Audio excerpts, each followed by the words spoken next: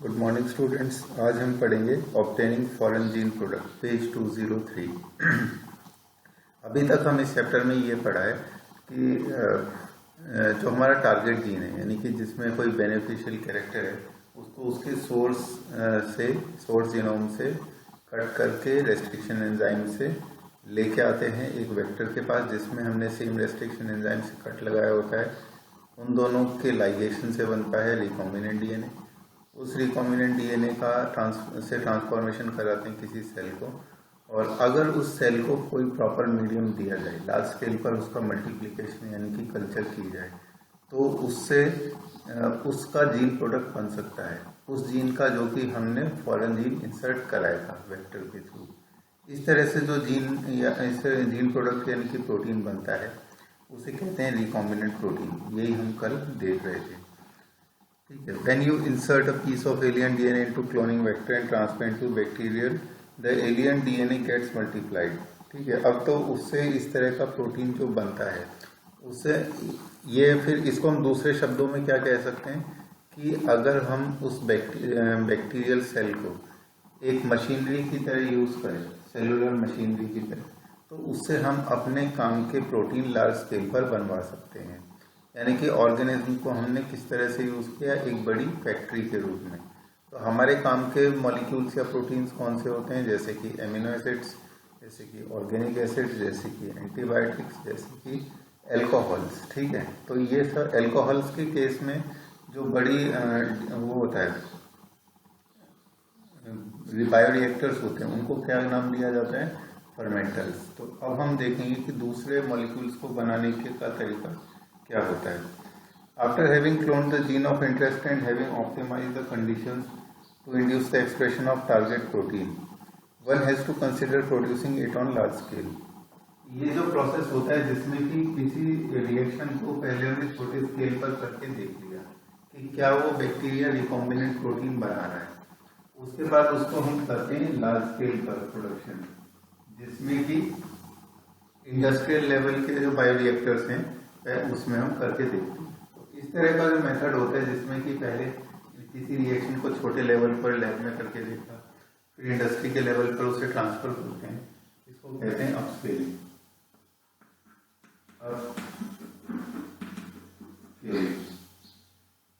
Upscaling यानी कि हमने क्या किया, उसका स्केल बड़ा कर दिया। Can you think of any reason why there is a need for large scale production? Large scale production अगर किसी चीज का होता है तो वो चीज सस्ती हो जाती है और सब जगह आसानी से सब लोगों को उपलब्ध हो जाती है। इसके बाद इफ एनी प्रोटीन का encoding gene is expressed in a heterologous host, it is called a recombinant protein. Heterologous host का मतलब क्या होता है?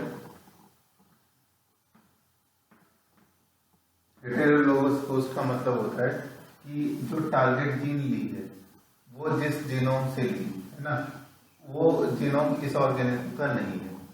इसके अलावा जिस प्लाज्मिड की हम बात कर रहे हैं वो प्लाज्मिड भी इस ऑर्गेनिज्म का नहीं है। तो ये क्या है, एक डिफरेंटली होस्ट है जिसमें ना तो वेक्टर उसका है ना ही फॉरेन जीन उसकी है, उसे हेटेरोलोगस होस्ट कहते हैं। Cells harbouring clone genes of interest may be grown on a small scale in the laboratory, ये तो मैंने बता ही दिया। Cultures may be use for extracting the desired protein and then purifying it by using different separation techniques. वो separation techniques क्या हैं, वो अलग अलग टेक्निक्स हो सकते हैं, उनके बारे में हम पढ़ेंगे इस चैप्टर के लास्ट टॉपिक में, जिसका नाम है डाउनस्ट्रीम प्रोसेसिंग यानी कि डीएसपी। देखो, कल्चर बैक्टीरिया को कल्चर करने का मतलब ये होता है कि बैक्टीरिया को एप्रोप्रिएट कंडीशंस प्रोवाइड करना, मीडियम के पॉइंट ऑफ व्यू से, कंडीशंस के जैसे कि ऑक्सीजन कंसेंट्रेशन, जैसे कि पीएच इन और टेम्परेचर, इनके पॉइंट ऑफ व्यू से एप्रोप्रिएट कंडीशंस प्रोवाइड करना ही बैक्टीरिया को कल्चर करना कहलाता है। कल्चर दो टाइप का होता है। कल्चर करने के लिए बैक्टीरिया को उसका खाना लेना पड़ता है, जिसे कहते हैं culture medium. Culture medium solid और लिक्विड दोनों तरह का हो सकता है।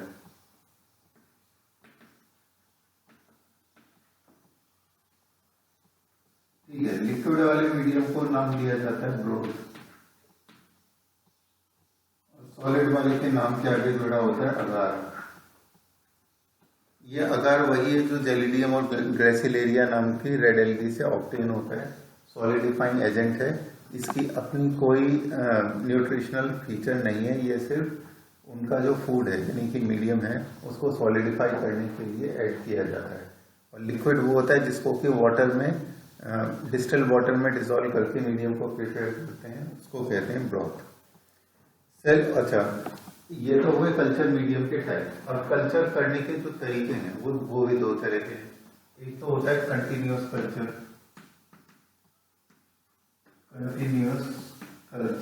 और दूसरा मेथड होता है बैच कल्चर। इसको एक एग्जांपल से समझते हैं। सपोज करो ये कंटेनर है और इस कंटेनर के अंदर मिल्क है, और मिल्क के अंदर ऐड करते हैं हम थोड़े से बैक्टीरिया जो कि कर्ड बनाते हैं। तो उन बैक्टीरिया को क्या नाम देते हैं? लैक्टोबैसिलस। ये लैक्टोबैसिलस बैक्टीरिया किसका काम करते हैं? इनोकुलम का। इनोकुलम यानी स्मॉल अमाउंट ऑफ बैक्टीरिया या organisms that are added into a medium for multiplying in it. ये इसमें ऐड हो गए। ऐड होने के बाद ये क्या करेंगे? इसमें मल्टीप्लाई करेंगे और इस मिल्क की क्या करेंगे? कर्ड लेंगे। यानी कि अब यहाँ पर जो प्रोटीन है उसके क्या बनने लगेंगे? क्लॉट्स। जब इस सारे का दही बन जाएगा तब हमारा प्रोडक्ट हो जाएगा फिनिश, ये प्रोसेस हो जाएगा खत्म। तो इस तरह का जो मेथड होता है जिसमें कि सारे मीडियम को एक साथ कन्वर्ट किया जाता है और एक साथ ही उसको वहां से एक्सट्रैक्ट कर लिया जाता है, उसको कहते हैं बैच कल्चर। दूसरा होता है कंटिन्यूअस कल्चर। कंटिन्यूअस कल्चर वो मेथड है जिसमें एक तरफ से फ्रेश मीडियम ऐड करते रहते हैं और दूसरी साइड से फिनिश प्रोडक्ट लगातार निकालते रहते हैं, और ये प्रोसेस लगातार चलता रहता है ना। इसमें ऐसा नहीं होता कि एक बार में सारा जब कन्वर्ट हो जाएगा तभी एक्सट्रैक्ट करेंगे। तो कंटिन्यूअस का मतलब है कि लगातार एक साइड से मीडियम ऐड करते जाते हैं, एक साइड से प्रोडक्ट निकालते जाते हैं। और बैच का मतलब होता है कि सब जब सारा मीडियम कन्वर्ट हो जाता है हमारे प्रोडक्ट में तभी जाकर उस प्रोसेस को खत्म करते हैं। इसके बाद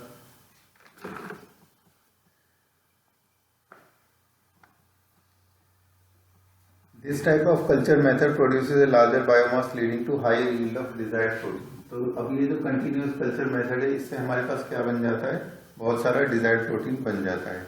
अब यहाँ पर बायोरिएक्टर्स की बात बताइए। बायोरिएक्टर्स ऐसे कंटेनर्स हैं जो कि 100-1000 लीटर्स तक की कैपेसिटी वाले होते हैं, यानी कि इंडस्ट्री में इनका यूज किया जाता है। अब ये कैसे वेसल्स हैं? ये ऐसे वेसल्स हैं जो कि रिएक्ट नहीं करते बैक्टीरिया के साथ, और इसमें किन किन चीज़ों का ध्यान रखा जाता है? स्पेसिफिक प्रोडक्ट्स यूज करेंगे, ऐसे प्रोडक्ट्स जो कि मीडियम का काम करेंगे बैक्टीरियम के लिए, और फिर हमारे लिए क्या बनेंगे? बेनिफिशियल, जो ऐसे प्रोडक्ट जो कि फाइनल प्रोडक्ट हैं। Individual enzymes using microwave plant और human cell. A bioreactor provides the optimal conditions for achieving the desired products by providing optimal growth conditions like temperature, pH, substrate, salt, vitamin, oxygen. ये सब चीजें कौन provide करेंगे? हम। इन चीजों को monitor कैसे करेंगे? देखो डायग्राम में 11.7 फिगर में दो तरह के बायोरिएक्टर्स दिखाए। पहला वाला जो बायोरिएक्टर है उसके नीचे क्या लिखा है? Simple stirred tank bioreactor.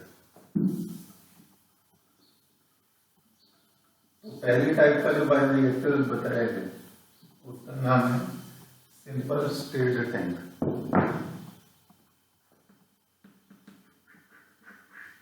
Simple stirred tank. Simple stirred tank का मतलब ये है कि यहाँ पर क्या हो रहा है? मीडियम को कंटिन्यूअसली स्टिर किया जा रहा है। स्टिर का मतलब उसे होमोजेनाइज किया जा रहा है, उसमें ऑक्सीजन को मिक्स किया जा रहा है। और इसके लिए इसमें क्या लगे हुए हैं? इम्पेलर्स लगे। बीच में एक रॉड लाइक स्ट्रक्चर है जिससे कि मेटल के इम्पेलर्स लगे जो कि लगातार मीडियम को क्या करते रहते हैं? रोटेट करके उसमें ऑक्सीजन को मिक्स करते रहते हैं। फ्लैट ब्लेडेड इम्पेलर इनको लिखा है, और इसके आसपास जो मीडियम है उसको लिखा है कल्चर ग्रोथ। तो ये लिक्विड मीडियम है इसीलिए इसको लिखा है कल्चर ग्रोथ। ये है इम्पेलर्स। इसके बाद आता है acid base for pH control. क्योंकि हम क्या चाहते हैं कि जो मीडियम है इसमें एक ही पीएच बना रहे ताकि रिएक्शन हमारा आराम से एक्सपोनेंशियल रेट पर होता रहे। क्योंकि जैसा कि तुम्हें याद होगा कि किसी ऑर्गेनिज्म को जैसे ही हम किसी मीडियम में ऐड करते हैं इनोक्यूलम के रूप में, तो उसकी मल्टीप्लिकेशन की रेट पहले किस में होती है, लैग फेज में, फिर आती है लॉग फेज में, और फिर आती है स्टेशनरी फेज में।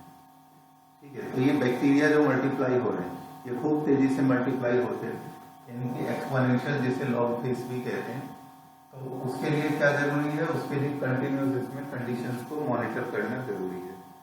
इसके बाद एक साइड से देखो ऊपर की तरफ इसमें लगी हुई है मोटर जो कि इन ब्लेड्स को कंटिन्यूसली घुमाती है। सबसे ऊपर वाला जो ब्लेड लगा हुआ है इसका नाम है फोम ब्रेकर, क्योंकि मीडियम को जब हम हिलाएंगे तो उसमें झाग भी पैदा होंगे, उन झाग को शांत करने का काम ये फोम ब्रेकर करता है। नीचे से हम इसमें दे रहे स्टेराइल लेयर। स्टेराइल लेयर का मतलब होता है एयर जो कि कंटेमिनेशन फ्री है, उसमें कोई भी ऑर्गेनिज्म यानी कि बैक्टीरिया नहीं। इसके बाद दूसरा वाला देखो, simple stirred tank bioreactor through which sterile air bubbles are sparged. अब ये जो दूसरा वाला रिएक्टर जहां बी में इन्होंने दिखा है, इसके केस में देखो इसमें इन्होंने क्या किया कि ऊपर से इसको रोटेट तो कर रहे हैं लेकिन नीचे से हम क्या प्रोवाइड कर रहे हैं, एयर। ठीक है, और एयर के नीचे से प्रोवाइड करने की वजह से इसमें बन रहे हैं एयर बबल। एयर बबल्स के अंदर क्या प्रेजेंट होती है, ऑक्सीजन, और जितनी ज्यादा ऑक्सीजन होगी और यानी कि जितने ज्यादा एयर बबल यहाँ पर बनेंगे, यहाँ पर उतने ज्यादा क्या बनेंगे, एरोबिक बैक्टीरिया मल्टीप्लाई होंगे। ठीक है, तो ऑक्सीजन यानी कि एयर की प्रेजेंस में ग्रो होते हैं। तो इस तरह के मीडियम में, और देखो दोनों में डिफरेंस क्या है, इस केस में कौन मल्टीप्लाई होंगे, aerobic as well as anaerobic bacteria.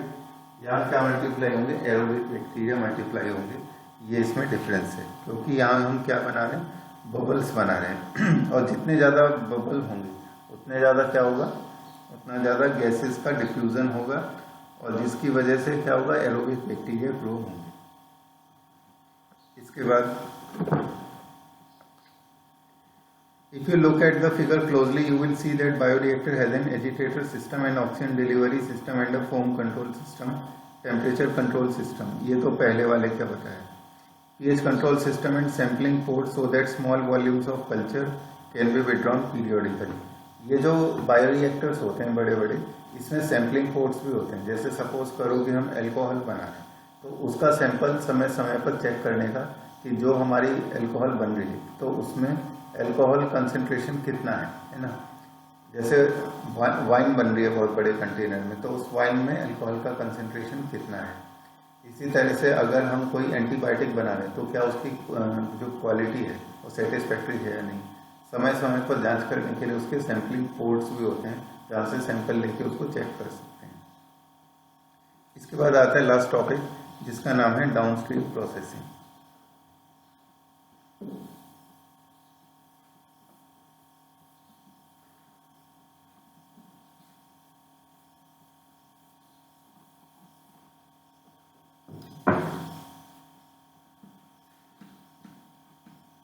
Downstream processing,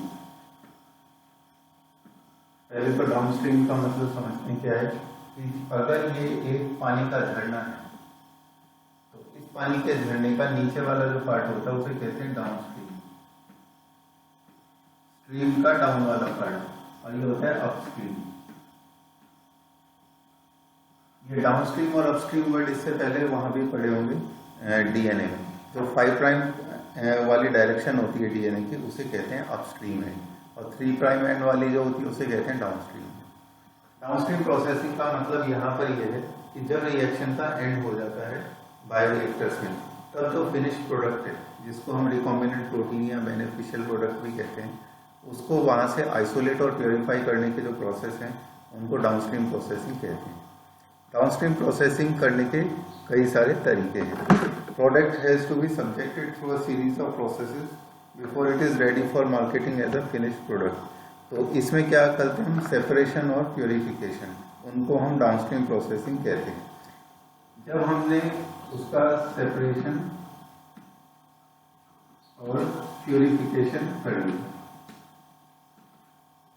इसके बाद इस प्रोडक्ट में क्या ऐड करेंगे, प्रिजर्वेटिव, ताकि ये खराब ना हो। ठीक है, प्रिजर्वेटिव सेट कर दिया।